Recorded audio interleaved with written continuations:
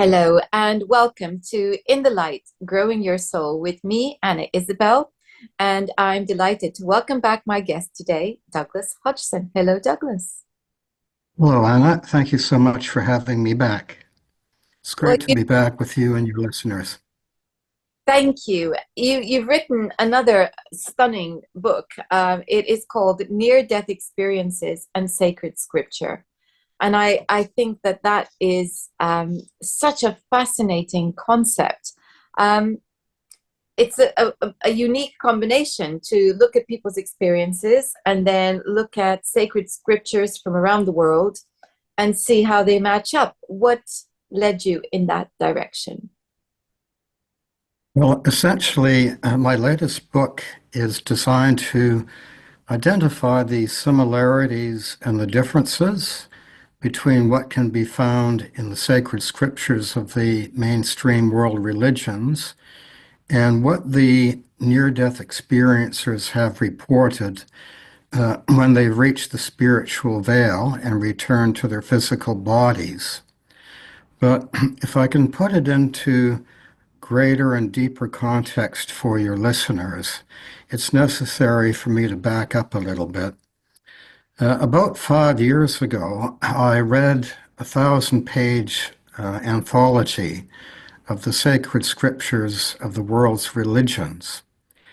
And the more I read from these sacred scriptures from both Eastern and Western religions, the more I realized that although there were different nuances and emphases, basically all of these religions were saying the same thing.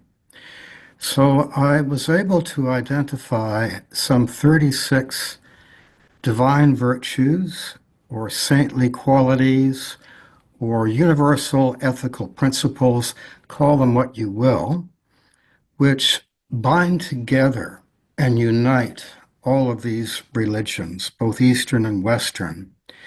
And I published a book last year entitled Transcendental Spirituality, Wisdom and Virtue, in which I articulated these 36 divine virtues and try to demonstrate to my readers how they could incorporate those saintly qualities into their daily life and interactions with other people.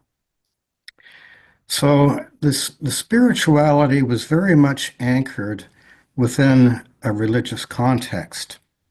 Having finished that project and published my book, I then started researching the so-called near-death experience phenomena. And I wrote and published a book which I was on your program earlier this year to talk about spiritual revelations from beyond the veil, what humanity can learn from the near-death experience. But that was completely divorced from any religious perspective or context. I researched some 500 written NDE accounts and cobbled together what I consider to be common messaging or revelations that the out-of-body near-death experiencers had been imparted with in their communications with the beings of light at the spiritual veil before returning to their physical bodies. And that was what my second book was all about. Chapter by chapter, articulating the common main themes that the near-death experiencers were revealed or had imparted to them at the veil. Having completed that second book, I then started to compare the notes. I reread both my books, and I realized that in many instances, the near-death experiencers were reporting the very same things or themes or revelations that can be found in the sacred scriptures. Some of the religions going back some 5,000 years, for example, Hinduism in ancient India. So I thought, right, this is my next project. This is going to be my third and final book, comparing the two.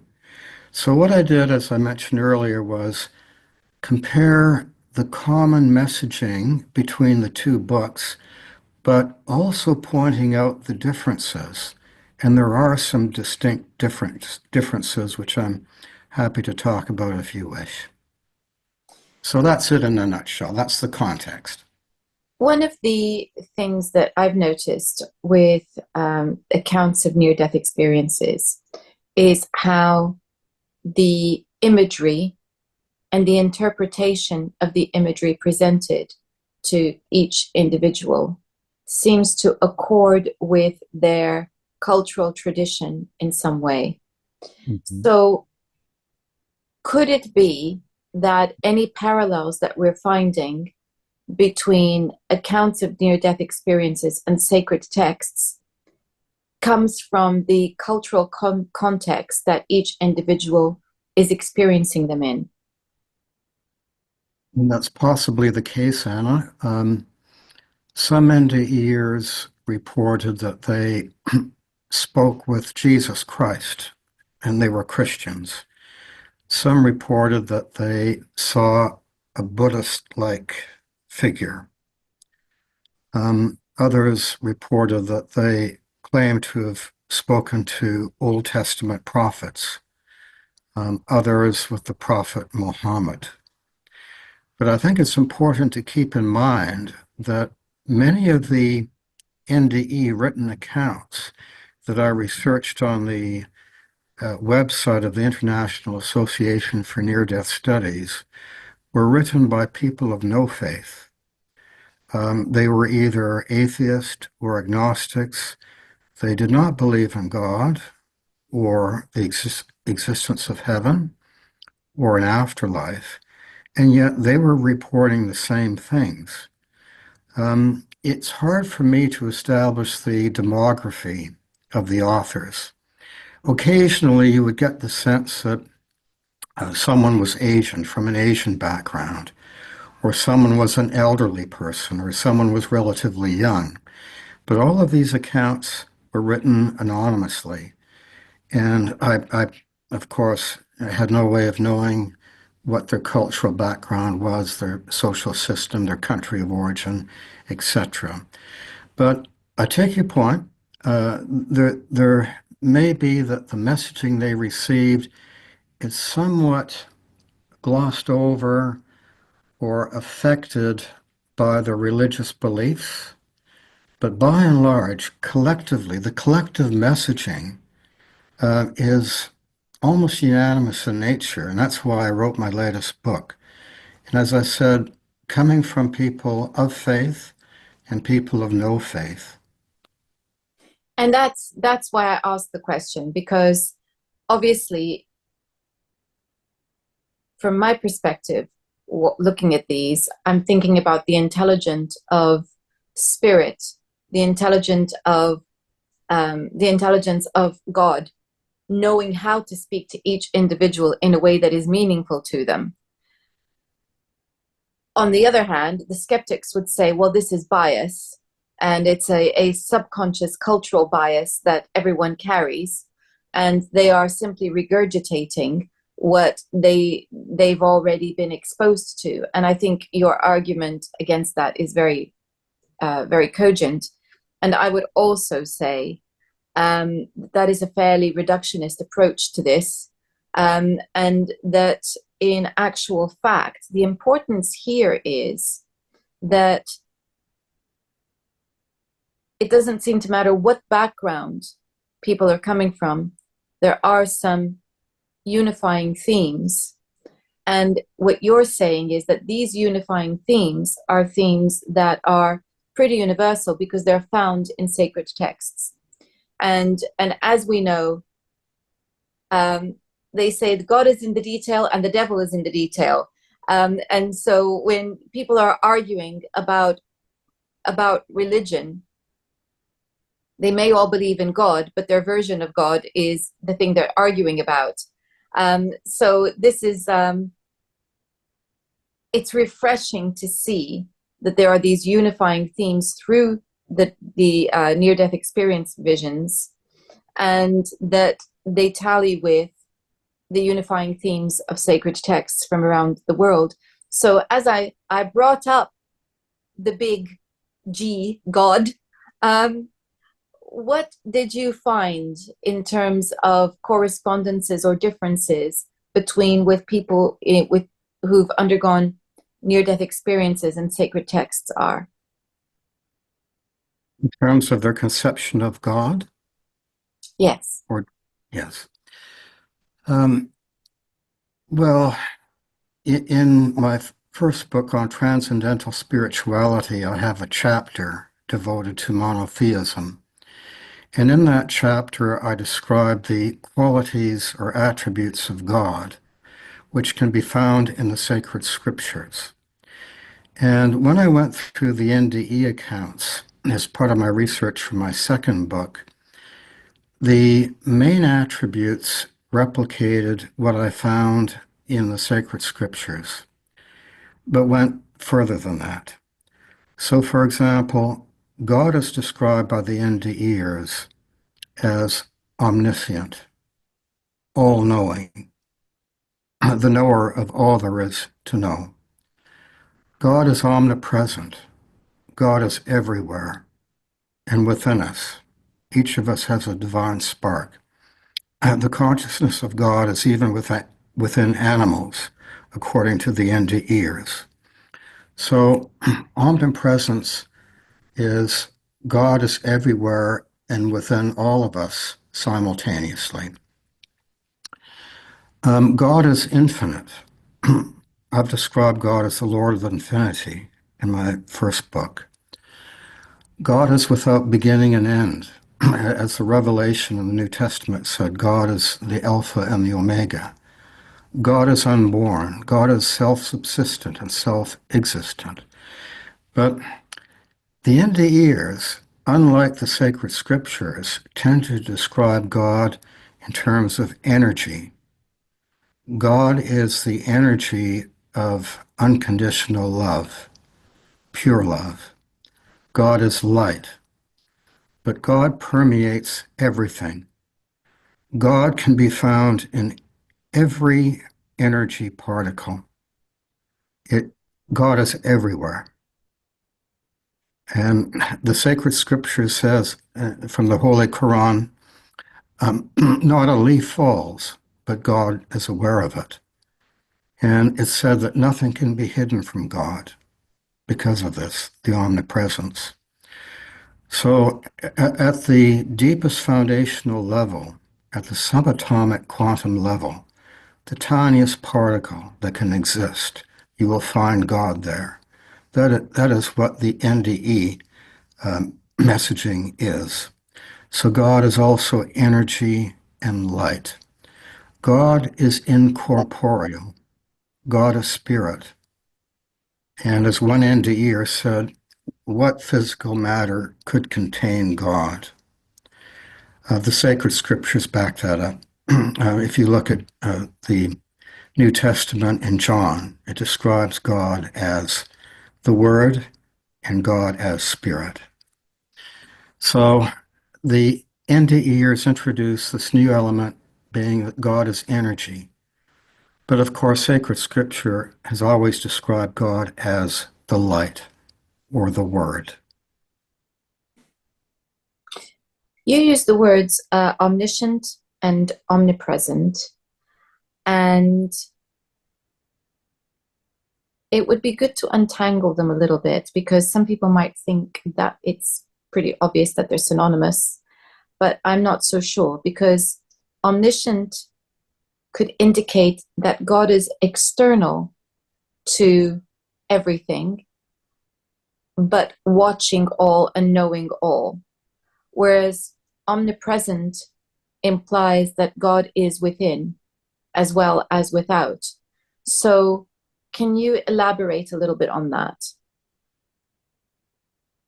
Well, omniscience, it's like the universal consciousness, like the Hindu concept of universal consciousness or Turiya, transcendental consciousness, the fourth stage of Hindu consciousness.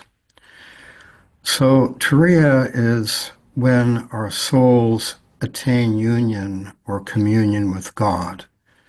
And of course, unless you're a yogi or a yogini and have mastered meditation yoga, most of us have to leave our physical bodies before we can attain Turiya. But having done so, the NDEers claim that you become omniscient. As one NDEer said, you tap into the universal data bank. Another NDEer said, in the world of spirit, there is no such thing as a question without an accompanying answer. So the NDEers have described the process that they might be curious about certain mysteries of life. So they telepathically ask the light, and they all report that instantaneously, sometimes even before the thought question has been formed, they've received the answer from the light telepathically. A complete, clear answer is given. So there is no such thing as a question being unanswered by the light. That is omniscience, the knower of everything. Now, omnipresence, and one other aspect of God I forgot to mention is omnipotence, all powerful. There is nothing more powerful than unconditional love and light of the cosmos. But omnipresence is external and internal. Uh, the Spirit of God runs through everything and animates everything. And it's, according to sacred scripture, God has bequeathed to each of us a soul, a portion of God's consciousness. And when our physical body dies, we never die, only our physical body. Our soul consciousness exits our body, the heavenly umbilical cord is severed, and our soul consciousness returns to God. But when we are in our physical body, God is within us, although many of us don't recognize that. The divine spark is within us. And one would say that if you have a nagging conscience, you're troubled about something that you did, you knew it was wrong and you should have known better. And should I go and apologize and make amends to that person who I offended? Some would say that that conscience is God pricking our intellect, saying we have not followed the divine law and you'd better make atonement for it. Or some would say it's our higher self.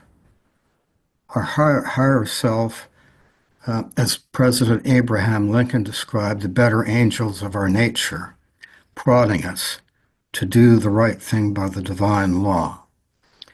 But the quality or attribute of omnipresence is the complete permeation of all of us, all living things, everything in the cosmos with the light and energy of God. But omniscience is the knowledge contained within that light. Good. That's excellent. Thank you. That's a really lovely teasing out of the two. So we have this idea of God, and whatever people of different religions might interpret as being God, through whether it's omnipresence or omniscience, the sacred texts have this unifying vision of God as being both, and people experiencing NDEs are also talking about this, which is wonderful. But you talked about monotheistic religions. Have you looked into belief systems that are not monotheistic? No, I haven't. So that's fine. It's just In about, Egypt, of course, you had polytheism, ancient yeah. Egypt, and then came along the Pharaoh and Akhenaten, who introduced monotheism to Egypt, and that lasted for one reign. But there are many religions that do have polytheism, the worship of multiple gods. But even Hinduism, which recognizes devas, ultimately it is a monotheistic religion with Brahma at the top. Brahma or Om, the god is known by the Indian ears as Om, because apparently that is the vibration that they hear in the higher spiritual realms. Yes, and we do know that there has been some misunderstanding of some religions, considering them to be polytheistic, where ultimately they are not. They are monotheistic. But that's a whole other discussion. But I just wanted to check, where the parameters were for your investigations. No, I have to issue a disclaimer of liability, as any good lawyer will from time to time, Anna. I'm not an expert on polytheism. Uh, That's great. Thank you. Now, when you are looking at these huge concepts, we've looked at the concept of God, and of course, the other one that people will argue about is notions of heaven, notions of hell, and these are very ancient and go back to times before Christianity, the time of the judgment, and you were talking about ancient Egypt, and there people were judged. The book was weighed, everything was weighed, the soul was weighed to see where it was lacking, and in ancient Greece also, people went to Tartarus or the Elysian fields, depending on where they belonged. And if they went into the Elysian fields, they were able to choose the timing and the nature of the next life. Whereas if they went to Tartarus, no such luck.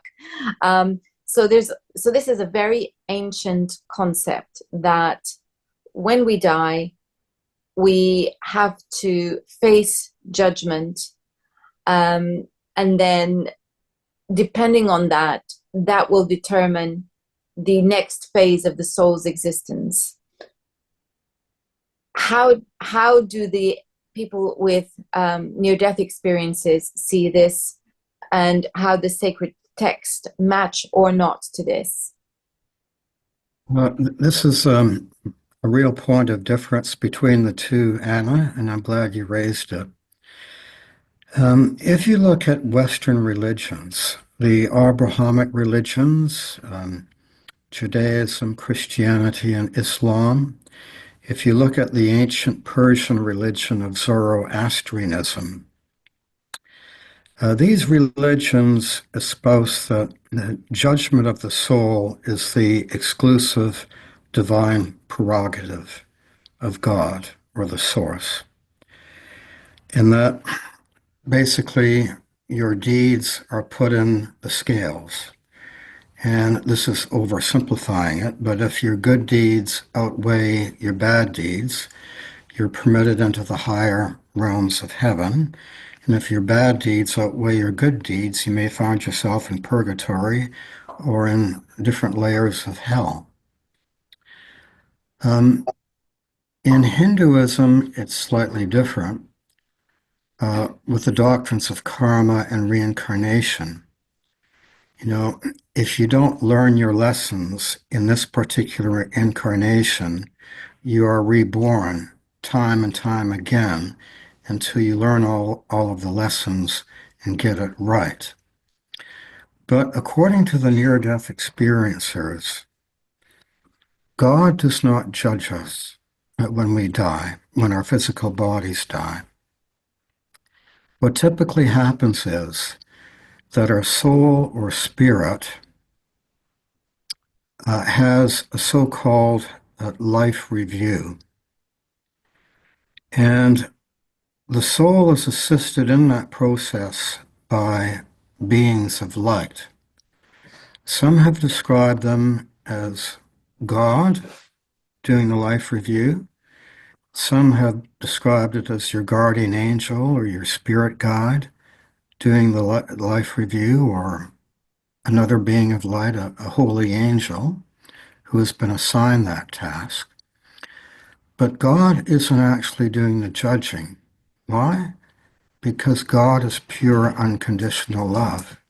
And by definition, love isn't capable of judgment or punishment or condemnation.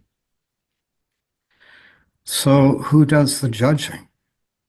It is we ourselves. It is the NDEer who is having the life review. Why is that? Because we are our harshest critic, and we are shown a replay of our entire life, right from the cradle until the grave. Every thought we formulated with our mind, every word we've spoken, every deed we've done, good or bad, is instantaneously recorded and played back in a panoramic fashion. As one NDEer described it, it's almost like a holographic 3D movie in which you are the leading actor. So you witness your entire life, but you witness it from different perspectives. You witness it from your own selfish perspective. You witness it from the standpoint of an objective third party who really wasn't related to the immediate events, but just was a bystander, happened to be there to see the things that were done or to hear the things that were said. But most importantly, the third perspective is our actual victim, if I can put it that way. The person who we extended love and kindness to, and in turn made them joyous and happy, or we might have physically hurt them, or offended them, or abused them in some way, or very unkind to them. So they felt hurt, pain, anger, humiliation, and the soul feels that. It's almost like a supreme exercise in empathy. So you feel the emotions of the person you were kind to, but you also feel the hurtful emotions of those who you offended. So the process is not punitive or condemnatory. It's to allow us to acknowledge how we could have done better. And often the being of light will pause. We'll pause the life review and say, what are your thoughts on that? How might you have done things differently? So to use some Hindu terms, it's an exercise in enlightenment or self-realization. You acknowledge where you went wrong and what you have to do to get it right the next time. Two other very important lessons, if I may, that arise out of the life review are that the soul is taught never underestimate how impactful your thoughts, words, and deeds are on other people. We may not realize it. We may say something completely innocent, but it's taken the wrong way and it causes lifelong hurt. The other thing is never underestimate the impact, the ripple effect. A number of NDEers use the metaphor of dropping a pebble into a still pond, and it creates ripples going outward into eternity. So if we were unkind to someone, they might in turn take those negative feelings and cause harm to other people, members of their family or friends. And they in turn go out and um, pass on that negative energy, those negative emotions to yet others. And it's almost endless out into the cosmos. So those are the two fundamental teachings or the raison d'etre or rationale of the life review. So sorry, you had a question. Okay. Just lots of thoughts all at once. Trying to remember them all now. But the I think the thing that strikes me when we're looking at these live reviews, and they are also consistent with people who are regressed into life between life experiences. Michael Newton was very clear on that as well in his writing, and from my experience also regressing people into that state, into that remembering that particular point in life. These themes all crop up, and it's it's such an exercise because there is no need for judgment here, because you're actually experiencing the other side of the coin. You are experiencing what the other person experiences, and you are seeing the world through their eyes and your actions through their eyes. So you are feeling everything they feel. So it's almost as though in that life review, you're not just living your own life, you're living all these other lives in relation to your actions, whether they have a joyous effect, a healing effect, a hurtful effect, it doesn't seem to matter. And I think that is relevant. And you were talking about the differences to sacred scripture in which there is judgment. But I'm wondering whether, because sacred scripture is ancient, whether we're not dealing with sort of ancient concepts and language, because ultimately, if we look at the New Testament, Jesus is very clear about the need to not be judgmental. You know, that story where there's the woman who's about to be stoned for adultery. And what does he do? He comes in and he steps in and he says, hey, if you haven't sinned, then you can cast the stone. Mm-hmm. And stops. And interestingly, he doesn't cast one either. So that's very pertinent. But then the other one that comes into my mind, and of course I don't have the exact wording, is where he's talking about noticing a sty in somebody else's eye, but not noticing the sty in your own eye. It's there. It's there. And the notions of karma also, the fact that we reap what we sow, that comes in through Hinduism and I think Buddhism as well. So they are there, the concepts, but maybe the language is different. What do you think? Yes. In the New Testament, Jesus very much relayed this message of judge not, lest ye be judged. It's clear from the sacred scriptures and from NDE accounts that when we hurt others, we hurt ourselves. And why is that so? I have a chapter in my latest book on the so-called Golden Rule. Do unto others as you would have them do unto you.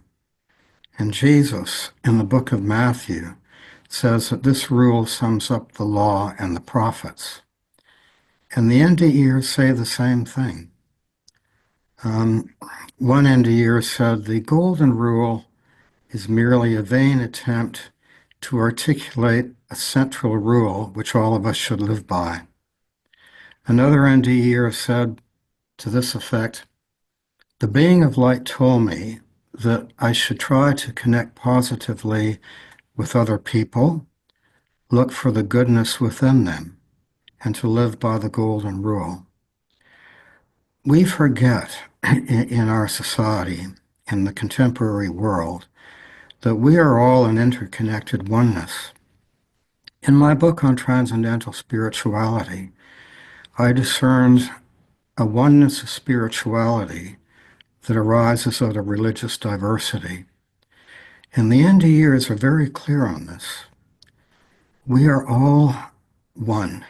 As one NDEer said, we are all one river. Well, how can that be so? We're living in the earthly realm, a realm of separation and separateness, of dualism, if you can call it that. I'm sitting in Perth, Western Australia. You're sitting in London, UK. We are separate and apart, but we are communicating. But in the world of spirit, the NDEers say that we lose our earthly identity, that we become one with everything. We become part of the universal consciousness. Unlike the earthly realm, where the observer and the observed are separate, they are distinguishable. In the world of spirit, the observer and the observed are indistinguishable. They are all one. Let me describe that. One NDer put it this way. When my spirit left my physical body, I became everything, and everything became me. There was just one. I no longer had a sense of me or my earthly identity. So if that is true, if we are all one, according to sacred scripture and the NDE messaging, when we hurt others, we are hurting ourselves. Specifically, we are hurting our souls. And by doing so, we are impeding our spiritual progress and eventual communion with God or the light, the attainment of that fourth level of Hindu consciousness, Turiya. So that I think is an important lesson for us all. We must not hurt others, including non-human living sentient beings. It is a massively important principle, and I would say that this would include the temptation that there is amongst some to, in their ideal world of one religion, to erase the journey that each individual needs to undergo in understanding this concept of unity. Because to impose one belief on another is to deny the individual quest for experience and learning. I think what I'm saying is that this notion, which has been creeping into our society, that there is really only one religion, in itself is harmful, because it's a coercive instrument that denies individuals their birthright to self-discovery and the understanding of true interconnectedness. One is an artificial external concept being attempted to be imposed on others, and the other is about everybody finding their way back home. And I think that's a very important distinction here. Yes, I believe it was Confucius who said that the pursuit of the truth is an individual's path. We all have to seek truth. We have to find our own path to the truth, to God or nirvana. You cannot force religion on other people. That is not authentic. As one NDEer said, all of us are on the same path. We are all a spiritual work in progress. Our soul or our consciousness is continuously evolving, hopefully towards God, but it can go backwards as well, depending on whether we embrace positive or negative energy. But we are all at different levels of development. And that's important to keep in mind too. But religion, as I said in my book on transcendental spirituality, it is most helpful. to elevating the soul consciousness. But I believe there is something higher that transcends religion. And as Mahatma Gandhi once said, God has no religion. In other words, God preceded religion. So I've often thought of this. We are now entering what I consider to be an elevated state of the collective human consciousness. Religion is still important, but it will become less important as time goes on.